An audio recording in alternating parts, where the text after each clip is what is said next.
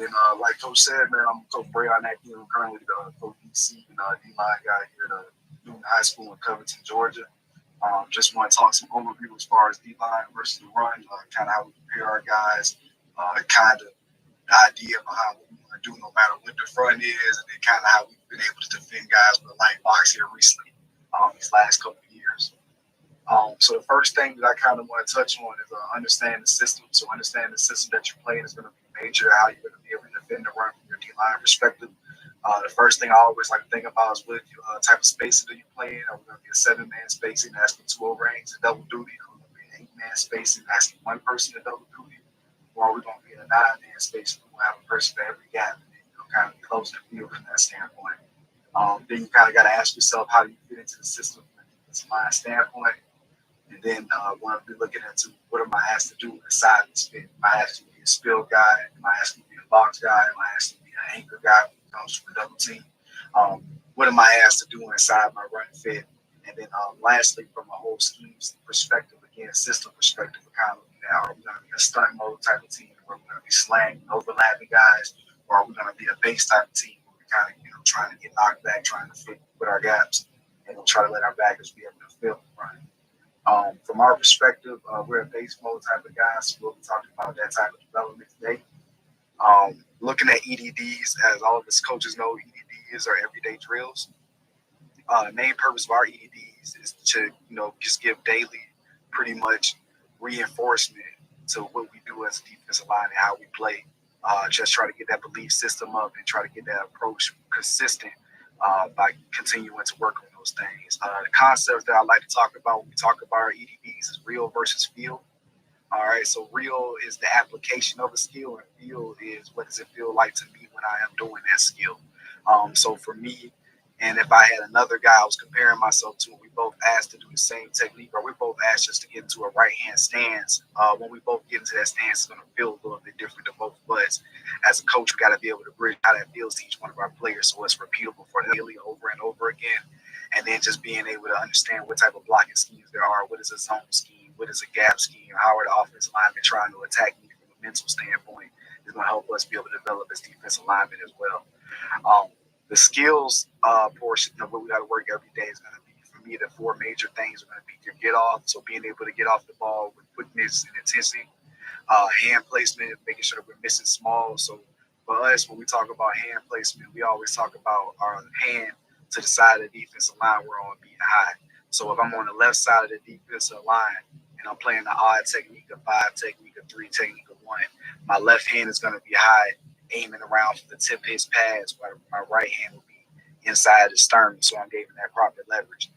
Same concept if I was on the inside eye, so if I play like a 4-eye or a 2-eye, if I'm on the left side of the line, my left hand will still be high, left hand's going to go sternum, right hand's going to go into that rib cage, and that's kind of how we was able to keep our hand placement consistent for our guys.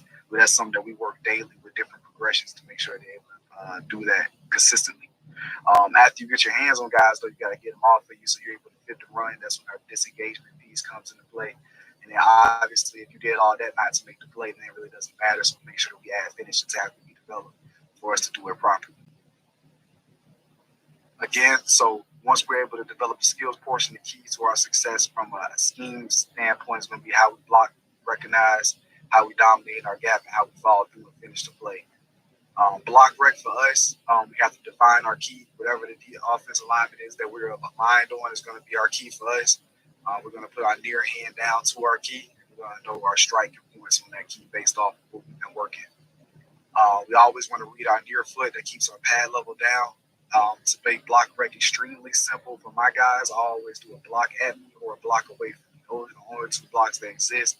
If it comes at me, I'm going to sit it back down where it came from, get thick in my gap, which means go placing my body in there, that gap dominance portion that we're about to talk about. And then if it goes away from me, I'm going to be a squeeze or a chaser. So I just want to replace my foot with the foot that disappeared and then know what my job is from there. I always want to be able to play through guys. That's what we talk about, being thick in gaps, being able to extend through guys and put our chin on our shoulder, putting our head in our gaps.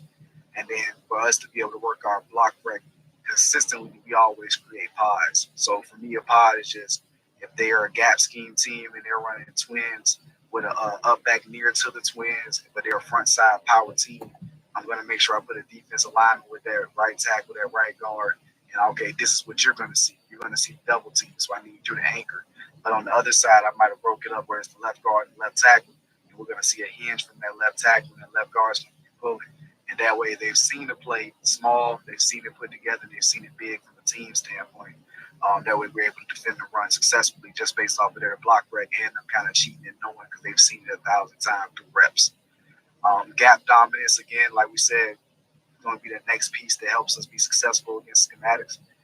Being able to get off the ball, doing the hand placement like we talked about, kind of have it detailed right there about the sternum and tip of the pass, things of that nature. But the main thing for me with our gap dominance is being thick in our primary gap, being able to knock guys back, putting our body inside that gap, letting guys know they can't run vertical, and then us being able to have good hands and disengage and help in the secondary gap because we always want to be able to I always say don't waste yourself. Even though you've done your job, do more of your job to help the team. So once I get rid of a guy, I want to be able to run and be active and try to hunt down that next guy. And that way I'm playing through that, man. And then obviously, like I talked about, the follow through, how you finish, making sure we're getting guys on the ground. We're trying to force turnovers. We're trying to be active and getting after those guys. That follow through, that finish, a lot of times effort moments at practice because a lot of times you can finish on a run play down the field where you let one bust for an explosive. But now you chase the guy down and punch the football out. You made an exciting play for the defense to be excited about, get off the field. Next, we'll pretty much have a couple of drills that I think are really good to develop all the things we talked about from a skill standpoint. So this first one is going to be an NFL player, a Miami Dolphins guy working on the press and peak. All right, so this is really good about us being able to get through our guys, having proper hand placement, being thick in our gap with his head getting picked in there, and then being able to react to that secondary gap like we was talking about earlier. One of my favorite things about this drill, the way that it was executed initially, is going to be how the stimulus from the O-line coach here. I always tell my guys we move off of our key, but we feel the ball through our peripheral, so having a key that actually moves and then being able to strike peak and then reestablish myself in the secondary gap to help my football team is a great drill to be able to work on these concepts.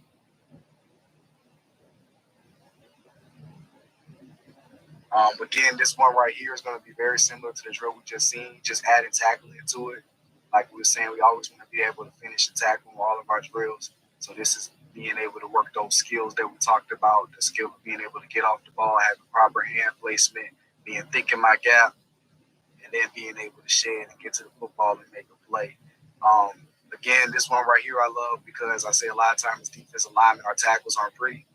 We're going to be chasing guys down. We're going to be going horizontal a lot. So this right here is a gator roll tackle. I feel like we get ourselves in this position a lot from a chasing perspective. So being able to wrap this guy up, go ahead and roll him down and get the ball carrier on the ground.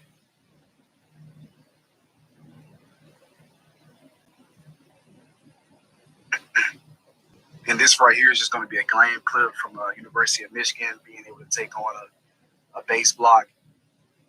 So he's doing everything that we worked on the pad, being able to get my hands extended. I'm thinking my gap. I'm showing my presence. I'm going to disengage my guy. And now I'm going to run towards the football and try to get a little piece of it if I can. Another one that I really like is actually the guy that's sitting right here next to him, number 3, thinking his gap, and he's secondary, he's inside. I love being able to cross face. I feel like it makes you a very versatile, very dominant player, being able to get inside without having to take the back door and give up any type of vertical gap. But both of those are technique perfect from the concepts that we're talking about.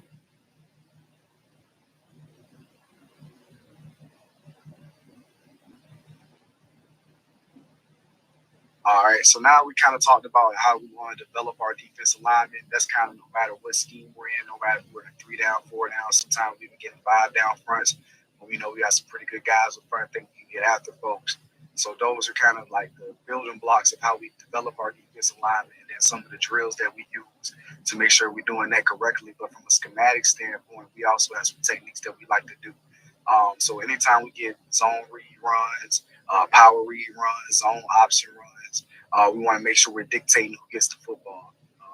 We played against guys that have 1,000-yard rushers at quarterback and then have 300-yard rushers at running back. Well, we want the running back to run the ball in those situations. And then, obviously vice versa, it happens as well. So we just want to make sure that we're dictating who gets the ball, and the techniques that we use to do that from a D-line standpoint can help go into the game plan. So the first one we have here is we're talking about chase. Chasing is just having a down block or a guard or something pulling. I want to chase that hip, and I want to be flat, and I want to take away any vertical runs or any vertical run lanes. I'm chasing, taking away the dive player. So the option player or the sweep player should be the guy that ends up keeping the football. When we're looking at surfing is a similar concept. I'm going to squeeze down, and I'm going to play for the last player. You want to approach him outside in, but to actually make the tackle and finish on the play is going to be inside out and force the ball to go horizontal. Right? And then obviously charge. Charging is just attacking the mesh. Normally we do this against power read. Quarterbacks have been getting off a lot. They haven't been blocking the defense end. They've been doing a good job of sneaking inside of them. So we'll tell our defense end, you're going to charge the mesh. All right, you're going to take the quarterbacks. We're trying to force the sweep player to get the ball from that standpoint. But no matter what our game plan is that week, as far as dictating the run in these option and these read situations, we always want to make sure that whatever my primary job is, I do it with fidelity. I make sure that person doesn't have the ball. But once I'm done, I'm not wasting myself. I'm going to get my button gear and get to my secondary job to help out whatever that was. So for that, quarterback can get into either my angle that's going to be deep to where I'm trying to add up, or be able to get flat and prevent for the cutback. So right here, I have a couple videos to show what those look like for us, or just look like period. So right here, we have a chase. Right here, we have number 40. He's going to get a pulling guard in a power situation, and he's going to chase for vertical running. All right. He does a good job of getting off the ball. He's a really good football player for us. But he gets off the ball, he gets flat, he retraces behind the line of scrimmage, and he's going to chase. He's chasing that guard, he's taking away the vertical run lane from the running back. If they were doing an actual read in this situation, quarterback should have pulled the football. That's kind of what we were hoping. They were doing a little thing. We had Big 50 on the outside playing the quarterback out the back door.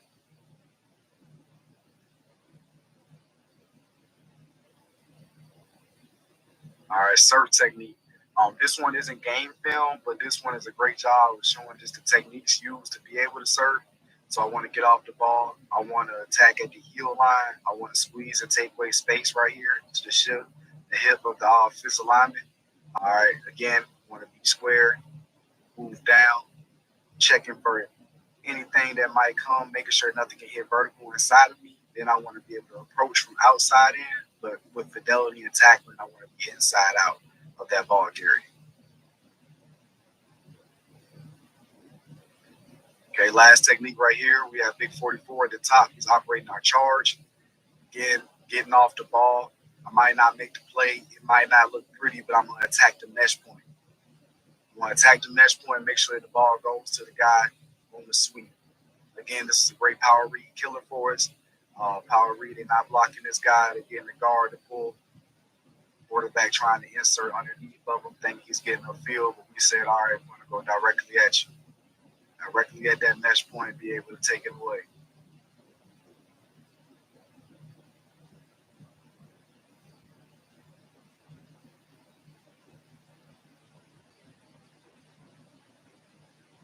All right, so this is kind of what I was talking about, getting towards the end of the presentation. For us, we played a lot of football with 5 men in the box. So we had guys that were coming from bracket coverage, had guys coming from deep hook to curls that were responsible for C gaps, and those C gaps became hot. So we had to come up with different ways and techniques to be able to fit that C come in and fit the run from a DB perspective. Another thing we also had to consider was being able to play with a true nose, but not having to make him bully in two gap. Being able to play with a nose guard and putting him in a position to where he can be successful in a 3-man front with a 5-man box. But I'm not asking him to be a bully and be a Superman, because those guys are far and few in between. So for the first one that we came up with, the things that we were able to do with a technique called corkscrew. All right, so a corkscrew from us is always going to be used from the inside eye position. So when I say that from a 4-eye or a 2-eye, for us mostly it was 4 eyes from our 3-man front. It's a pretty simple concept. So if I'm a 4-eye player for us, I'm attacking tackles because I'm attached to that tackle, and that's my key that I'm attached to. Once I'm attacking that guy, if I feel him burrowing down or a heavy down block, this is normally an indicator of gap scheme coming my way. So if I feel that I'm going to fight this block almost how I would teach a regular 5 technique to fight the scoop block or some type of zone to his outside shoulder, we'll go big square and wheel, and we're going to hit hard as we possibly can to that new gap. So we take that same concept, but from getting blocked down or this 4 options tackle, I'm going to hip, I'm going to big steering wheel, and I'm going to reset that new gap so this guard pulling sees my color in the gap immediately.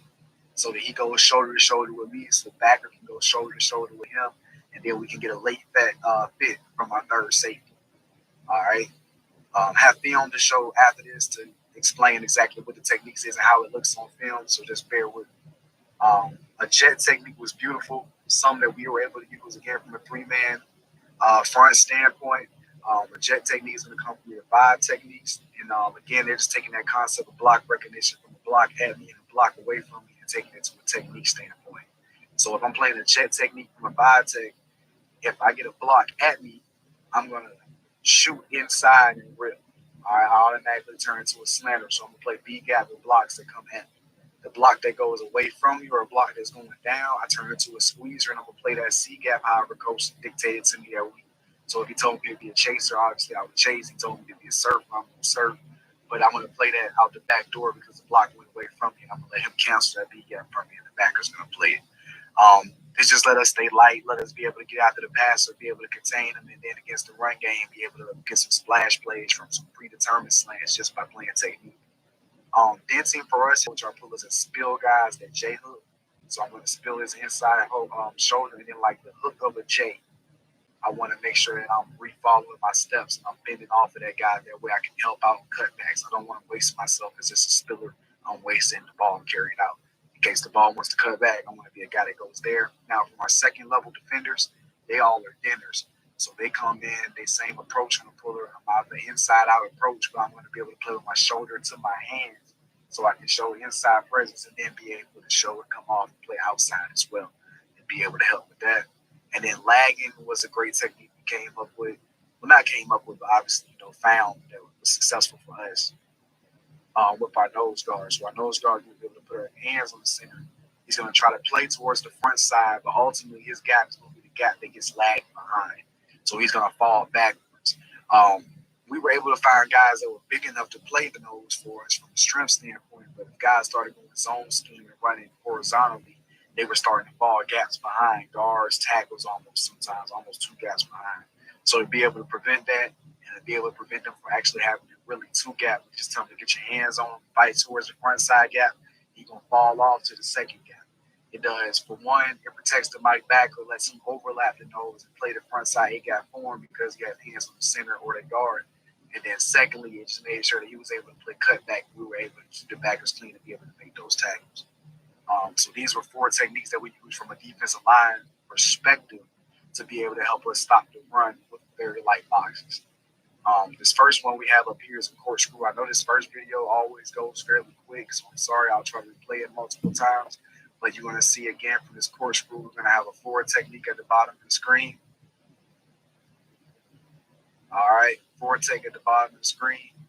Playing on this tackle, he's going to get hands on this tackle. He's going to feel that it's a down block. He's going to start hipping hard as he can to this outside C. So this first initial, wherever it is on this power, whether it's the up back or the guard, whoever pulls first is going to see him and think it's necessary to pick him up so our backer can slam, and then our third level player, this dog safety back here, is able to come and make the tackle.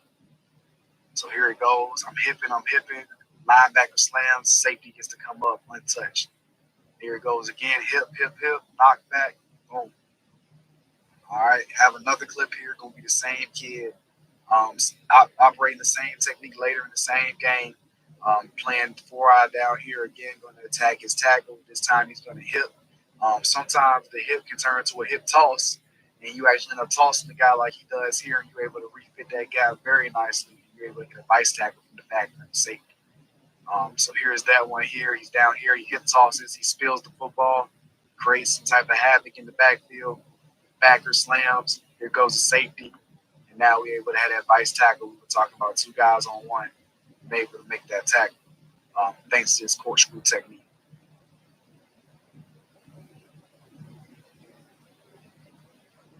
So this is Did the Spill. This one isn't game film, but this is coming from a D-line perspective. So we squeeze, and that's going to be us spilling and J-hooking. So I got flat, took the air out of the play. I got to the puller. I violently ripped through the puller, but now I'm going to J-hook back where the ball came from. That way I can come help and be a part of the party. Obviously, again, like we said, from a second level standpoint, so from our backers and our DBs, we're going to be our dead players. We want to be able to attack those guys with inside leverage, be able to knock back with our hands so our eyes can set the ball, and then we can able to secondary gap into another play.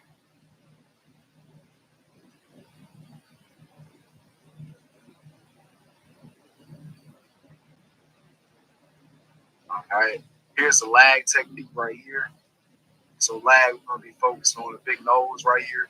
You're going to see him put hands on the center. You're going to see him actually lag backwards to this backside gap and turn to the cutback player, where the Mike backer is actually on the opposite side of him is going to go ahead and gap exchange to get to the front side. As you can see, twin set with a far up back. We got 5 guys in the box. These guys are pretty hefty over here. But, being able to stop this run using some of these techniques can help us. See the nose, he lags backside. He makes the cutback tackle. Again, I'll play it again, same thing. Attack my center. I'm going to lag back. Mike gets over the top, making that play. We'll do it one more time. Hands on. I'm lagging back. Mike gets over the top. We end up making the tackle together. We're going to have a bully nose.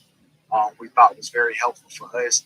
And then really just being able to play football in a light box, we thought was helpful because now we were able to bracket a lot of guys, being able to get a lot of 3-on-2s and pass situations, a lot of 4-on-3s, and kind of tie the OC hands up a little bit, make them get creative.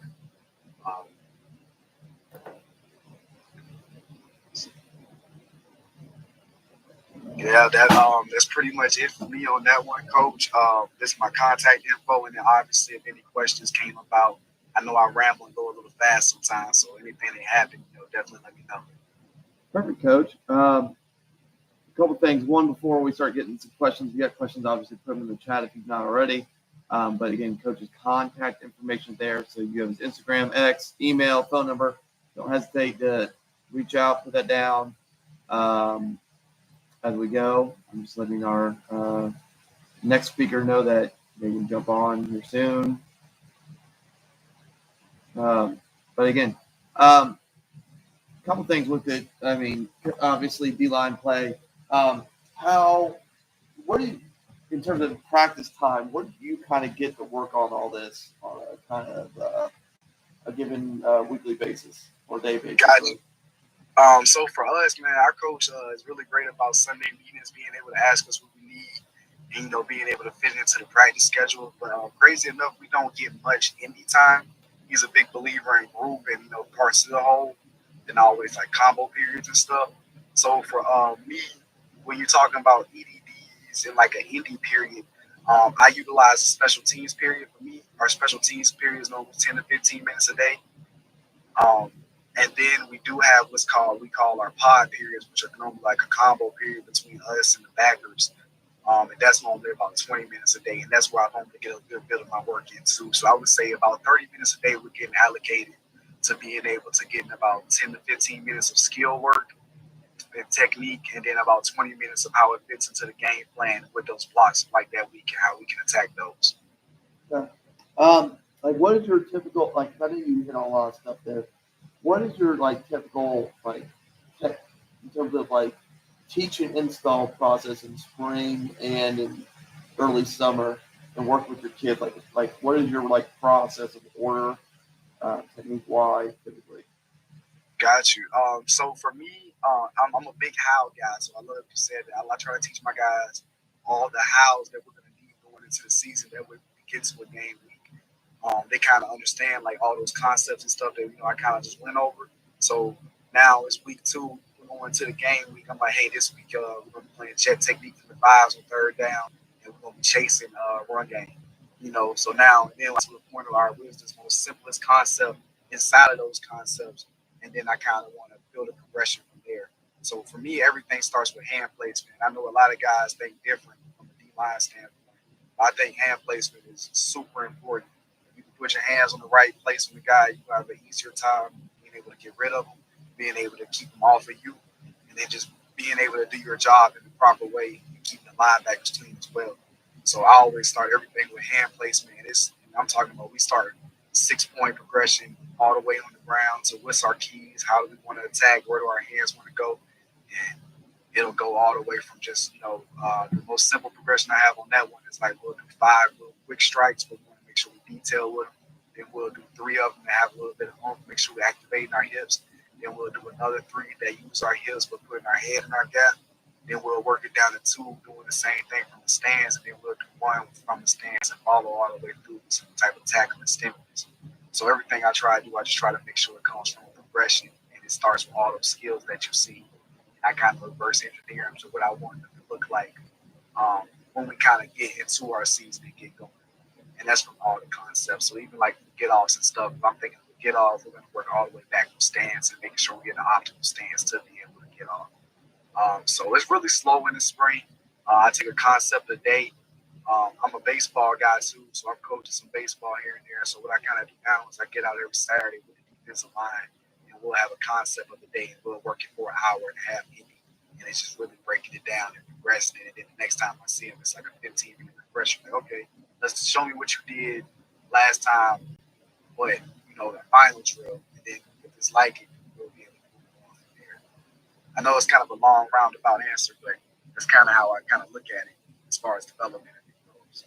So you're a good coach. Like I said, again, from there, like I do, and I know this talk mostly on run, but also from like we got a little bit of time to coach jump on. So like how in depth narrative is your pass rush progression, and then vice versa, like how much time do you normally get? Or how do you balance the run versus pass? Like I know that might depend game plan a week based off what you see that given week, but like how is that progression and time split up for you guys? So for me, man, we always tell my guys it's rushing the passer is something that's earned, not given. So most of our time is bent on being able to get after the run. And then I call it fun Wednesdays, man. They were able to lock in for me to see how we want to defend the run. We'll get into some fun pass rush stuff. I feel like pass rush is kind of oversaturated. It's the stuff the kids are looking at on Instagram, the stuff they're doing on YouTube. So for that, it's more of me just, managing moves and making sure they're not doing something that's outside of the rush scheme or the rush plan. So for me, like the pass rush is more or less putting in rush lanes, containing the quarterback, how we want to be able to switch off lanes, and then being able to, use stunts and blitzes to get after the quarterback as well. That's more of what we work on the actual true practice. Now, if it's an off season or something like that, we've been doing some drills. Like I said, it was a day we out there for an hour and a half. I might take that last 20 minutes and all right, we'll work some pass, we'll work some hoops, we'll work, the applications of it. But for me, man, being able to stop the run is paramount. And then being able to go from run to pass as far as my hand goes is how we get more sacks than any of those clean moves, man. We actually did a breakdown this past season of our pass rush. Like I want to say 89% of our sacks came from grunt work. So grunt work where it was play action, work where we had our hands on guys, second effort, all those things. And then I was able to show them guys that, all those pretty pass rush moves they work on all the time only resulted in 11% sacks. They pretty much just normally end up hitting their sacks come organically by doing the job the right way. Good. Let me double check that we don't have any questions in the chat. I'll give them one last little attempt there.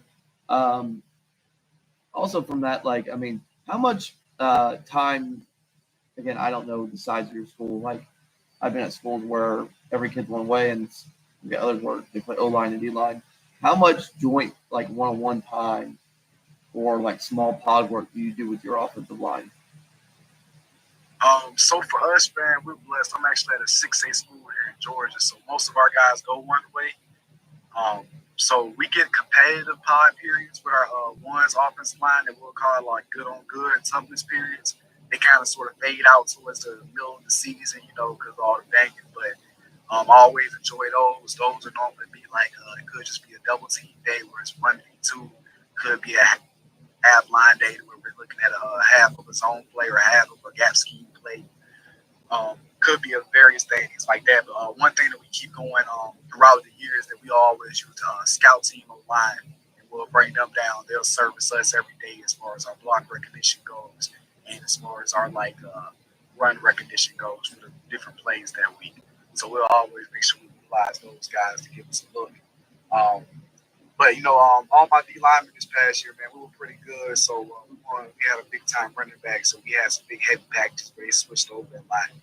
So definitely had to be smart with my time and intentional because them guys definitely helped us out both sides of the ball. Okay, Coach. Well, I don't think we have any further questions. So, again, as we're kind of waiting on Coach Hicks to come on, we got done a little bit early. I think he's trying to jump on now, is what last I saw. Like I said, don't be afraid to reach out to Coach. Coach's cell number's on the screen. His email, Twitter, X, whatever you want to call it, Instagram are all on there. Don't be afraid to reach out and talk to Coach. And if you got any further questions, especially if you're anybody that watches this back later. The other thing is that, Coach, you got any last things before we kind of wrap up and get prep for Coach Hicks? Man, I just wanted to really say, like I said, appreciate you for having me on. Like you said, anybody feel free to contact me. I love talking ball from time to time of the week.